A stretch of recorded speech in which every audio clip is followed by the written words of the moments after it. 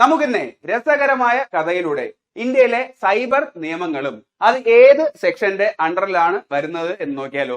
For example, നമ്മൾ അറിഞ്ഞിരിക്കേണ്ട പ്രധാനപ്പെട്ട സൈബർ നിയമങ്ങളെല്ലാം വരുന്നത് സെക്ഷൻ 66 ഉള്ളിലാണ്. അത് ഈ രീതിയിൽ നമുക്ക് നോക്കാം. 66 വയസ്സുള്ള ഒരു ക്രിമിനൽ അപ്പൂപ്പൻ ചെയ്ത 6 കുറ്റകൃത്യങ്ങൾ വെച്ച് നമുക്ക് പഠിക്കാം. അപ്പൊ ഇതാണ് ആ ക്രിമിനൽ അപ്പൂപ്പൻ എന്ന് ഓർത്തോളൂ.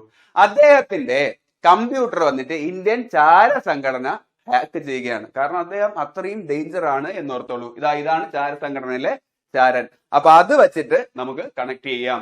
സെക്ഷൻ 66 എന്നാൽ കമ്പ്യൂട്ടർ സിസ്റ്റം ഹാക്ക് ചെയ്യുന്നതുമായി ബന്ധപ്പെട്ട് നൽകുന്ന ശിക്ഷയും പിഴയുമാണ്.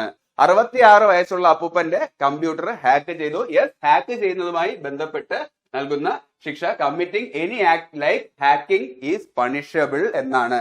എങ്കിൽ ഈ സെക്ഷൻ ഒരു മകനുണ്ട്, അത് സെക്ഷൻ 43 ആണ്. അത് നമുക്ക് വഴിയെ കണക്ട് ചെയ്ത് പഠിക്കാം. ഓക്കെ, അവരങ്ങനെ ഹാക്ക് ചെയ്തതിനു ശേഷം ഇദ്ദേഹം ചെയ്ത 6 ക്രൈമുകൾ കണ്ടെത്തുകയാണ് എന്ന് ഓർത്തോളൂ. നമ്മൾ പറഞ്ഞു A മുതൽ F വരെ.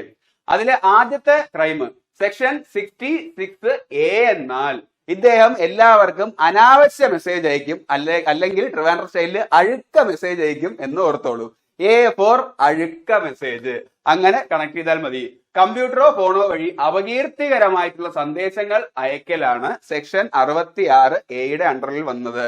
A ഫോർ അഴുക്ക മെസ്സേജ്. അഴുക്ക ചെറുക്കൻ, തന്തയേക്കാൾ മോശം എന്നൊക്കെ പറയൂല്ലേ നമ്മുടെ ശാന്തിയുള്ള പിന്നച്ചൻ. അതേപോലെ 66A അനാവശ്യ മെസ്സേജ്. എന്നിട്ട് അവർ അടുത്ത് കണ്ടെത്തുന്നത് ഇദ്ദേഹത്തിന്റെ അടുത്തൊരു ഹോബിയാണ്. അത് 66B ആണ്. ഇദ്ദേഹം മോഷ്ടിക്കപ്പെട്ട കമ്പ്യൂട്ടറോ ഫോണോ കൈവശം വയ്ക്കും എന്നോർത്തോളൂ. അത് എവിടെ വയ്ക്കും എന്നാൽ ഇദ്ദേഹത്തിന് ഒരു നിലവറയുണ്ട്. ആ നിലവറയുടെ പേരാണ് B നിലവറ. B നിലവറയ്ക്കുള്ളിൽ കൊണ്ടുവന്ന് ഇദ്ദേഹം പൂഴ്ത്തി വയ്ക്കും എന്നോർത്താൽ മതി.